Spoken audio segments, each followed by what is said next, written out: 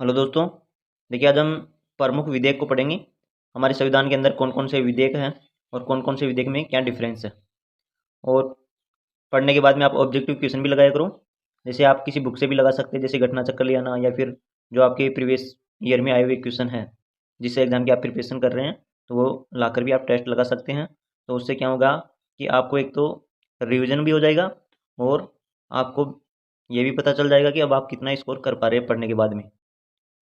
और दोस्तों, अगर आप मेरे द्वारा पढ़ाए गए वीडियो को पढ़ रहे हैं, स्टार्टिंग में मेरे कुछ वीडियो में यानी स्पीड दे रहे हैं, तो आप उनकी स्पीड बढ़ाकर भी पढ़ सकते हैं। अब देखिए दोस्तों, आज हम प्रमुख विधेयक पढ़ रहे हैं। और दोस्तों, इस वीडियो को अंत तक देखना आप, तभी आपको ये समझ में आएगा कौन सा विधेयक में क्या डिफरेंस है। ठीक है। अब देखिए, अपन प्रमुख विधेयक पढ़ रहे हैं। सबसे पहले आपको ये ध्यान होना चाहिए, विधेयक 4 टाइप के होते हैं।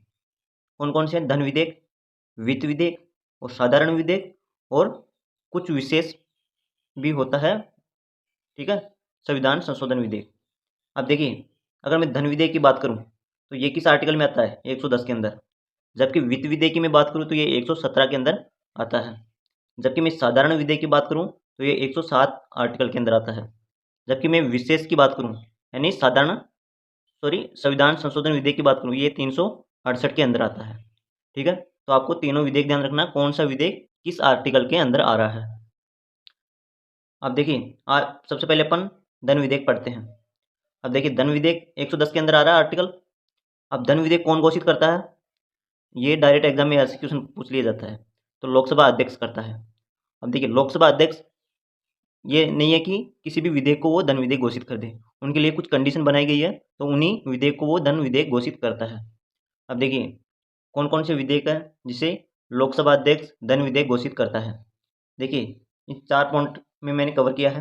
देखिए, संचित निधि, आकस्मिक निधि से जो धन निकाला या उसमें जमा किया जाता है, तो उसे धन विधेयक माना जाएगा।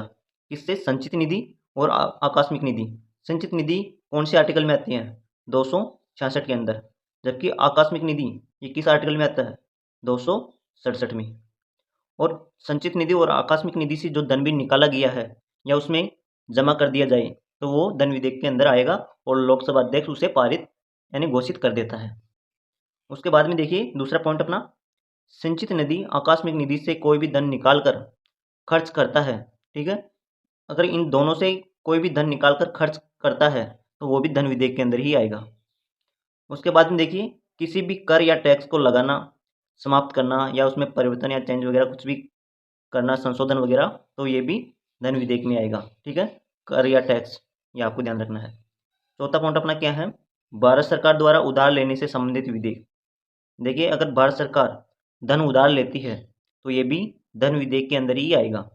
ये चारों पॉइंट आपको ध्यान रखना है और इन्हीं लोकसभा अध्यक्ष धन विधेयक घोषित करता है। अब उसके बाद में देखिए, मैंने नोट में क्या लिखा है, धन विधेयक राष्ट्रपति के आदेश से ही पहले लोकसभा में पारित किया जाता है। देखिए, अगर आपको ऐसा पूछा जाए धन विधेयक सबसे पहले किस सदन में पेश किया जाता है, तो आपको ध्यान रखना है लोकसभा में पेश किया जाता है और राष्ट्रपति के आदेश पर किया जाता है। ठीक है, अब राष्ट्रपति के आदेश पर लोकसभा में पेश हो जाता है धन विधेयक। ठीक है, अब पेश होने के बाद में लोकसभा में वो पारित होता है। लोकसभा के पारित होने के बाद में वो राज्यसभा में जाता है। ठीक है, राज्यसभा में जाता है। अब राज्यसभा में जाने के बाद में राज्यसभा में भी वो पारित हो जाता है, तो वो किस में जाएगा फिर? वो जाएगा राष्ट्रपति के पास। अब राष्ट्रपति उस पर सिग्नेचर कर देता है, तो वो पारित यानी एक्ट बन जाता है। किसके पास जाता है? राष्ट्रपति के पास। अब देखिए, मैंने यहाँ पे किसकी बात कर रहा हूँ? मैं धन विधेयक की। अब देखिए, अगर राज्यसभा पारित भी ना करे ना, उसे 14 दिन का टाइम दिया जाता है पारित करने के लिए। लेकिन राज्यसभा पारित नहीं करे तो 14 दिन के बाद में स्वतः ही राज्यसभा में पारित मान लिया जाता है। इसमें राज्यसभा की नाम मात्र शक्ति होती है, यानी राज्यसभा के पास ये 14 दिन का टाइम दिया जाता है, वो पारित करे या ना करे, लेकिन वो 14 दिन के बाद में स्वतः पारित हो जाता है और फिर राष्ट्रपति उस पर सिग्नेचर करता ही वो पारित हो जाता है। उसके बाद में अगले पार्ट में चलते हैं। अब देखिए, वित्त विधेयक। दोस्तों, अपन ने धन विधेयक पढ़ लिया, अब वित्त विधेयक पढ़ते हैं। सबसे पहले आपको आर्टिकल ध्यान रखना है, ये 117 के अंदर आता है वित्त विधेयक। उसके बाद में अगला पॉइंट देखिए अपना, वे सभी मामले जिनका संबंध वित्तीय मुद्दे से जुड़े हैं, तो वो क्या होंगे? वित्त विधेयक कहलाएंगे। ठीक है, अब देखिए अगला पॉइंट देखिए, सभी धन विधेयक वित्त विधेयक होते हैं। क्या है, सभी धन विधेयक वित्त विधेयक होते हैं, जबकि सभी वित्त विधेयक धन विधेयक नहीं होते हैं। देखिए मैंने यहाँ पे डायग्राम से भी आपको समझाया है। देखिए सभी धन विधेयक, ठीक है, सभी धन विधेयक वित्त विधेयक है, लेकिन सभी वित्त विधेयक धन विधेयक नहीं है। ये आपको ध्यान रखना है, यहाँ पे मैंने डायग्राम से आपको ठीक से समझाया है। उसके बाद में अगला पॉइंट देखिए अपना, वित्त विधेयक भी सबसे पहले लोकसभा में पारित किया जाता है। मैंने धन विधेयक के बारे में क्या बताया था, धन विधेयक भी सबसे पहले लोकसभा में पारित किया जाता है और वित्त विधेयक भी सबसे पहले लोकसभा में पारित किया जाता है। उसके बाद में वो राज्यसभा के पास जाता है। ठीक है, तो दोनों में समान कंडीशन है, धन विधेयक और वित्त विधेयक में, कि सबसे पहले लोकसभा में पारित होगा और उसके बाद में राज्यसभा में जाता है। लेकिन वित्त विधेयक में एक डिफरेंस और आता है। अब वो डिफरेंस क्या है, देखिए मैंने धन विधेयक में तो ऐसे बताया था कि राज्यसभा को 14 दिन का समय दिया जाता था पारित करने का। अब वो उसे पारित करे या ना करे, लेकिन वो 14 दिन के बाद में स्वतः पारित होकर राष्ट्रपति के पास चला जाता था और राष्ट्रपति सिग्नेचर करते हुए पारित हो जाता था। ठीक है, धन विधेयक में यही था। लेकिन यहाँ पे वित्त विधेयक में क्या है कंडीशन, कि लोकसभा के पास जितनी शक्ति है उतनी ही शक्ति यहाँ पे राज्यसभा के पास है।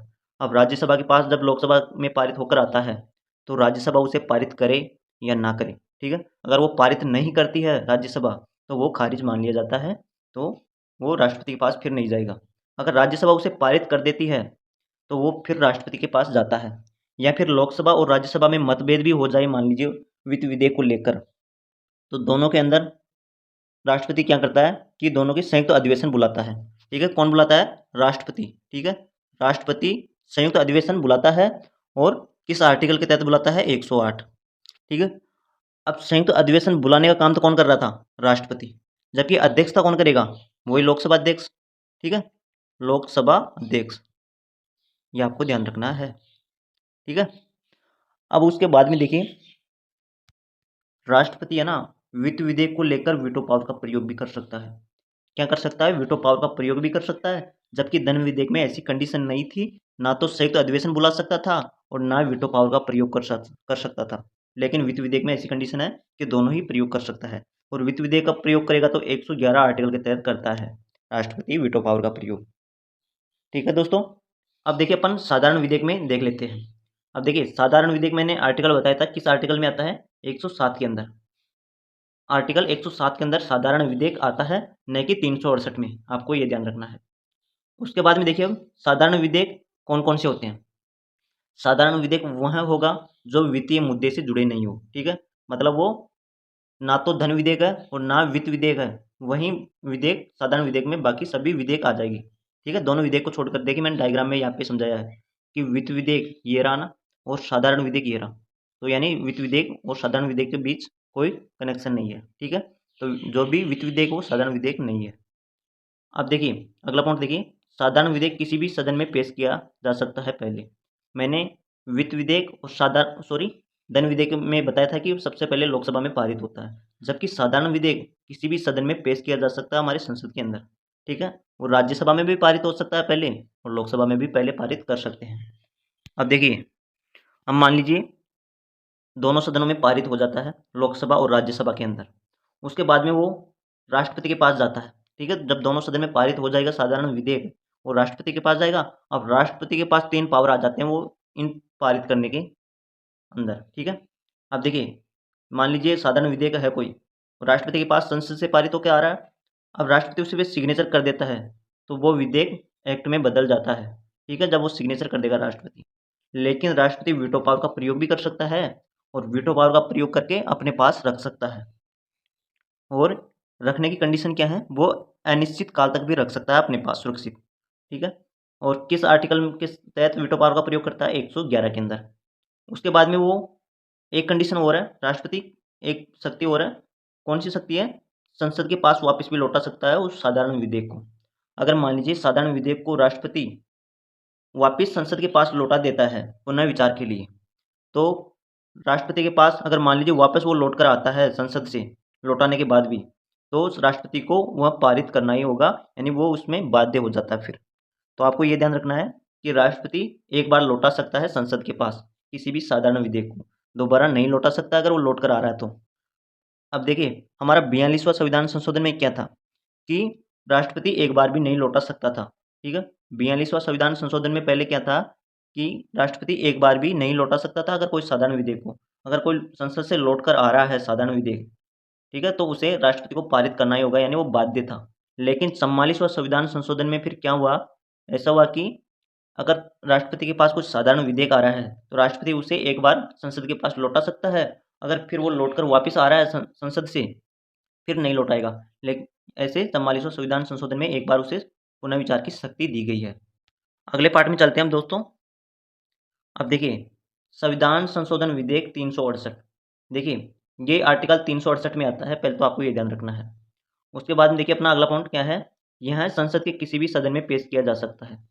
मैंने धन विधेयक और वित्त विधेयक के बारे में बताया था कि दोनों पहले लोकसभा में पारित किया जाता था, जबकि साधारण विधेयक और जो विशेष संविधान संशोधन विधेयक है वो किसी भी सदन में पहले पेश किया जा सकता है।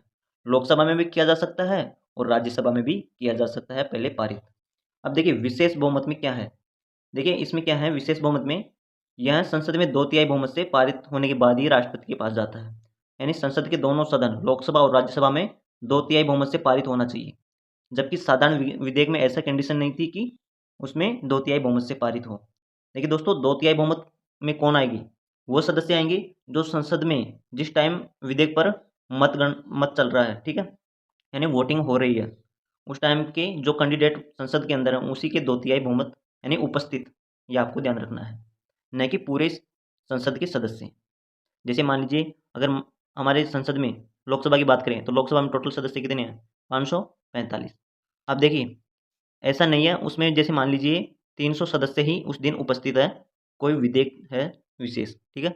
अब उस दिन 300 सदस्य उपस्थित है, अब उसका 2/3 सदस्य कितने हैं, 200, ठीक है, यानी 200 सदस्य उसको सिग्नेचर करके पारित करना होगा, तभी वो पारित माना जाएगा, न कि 543 का।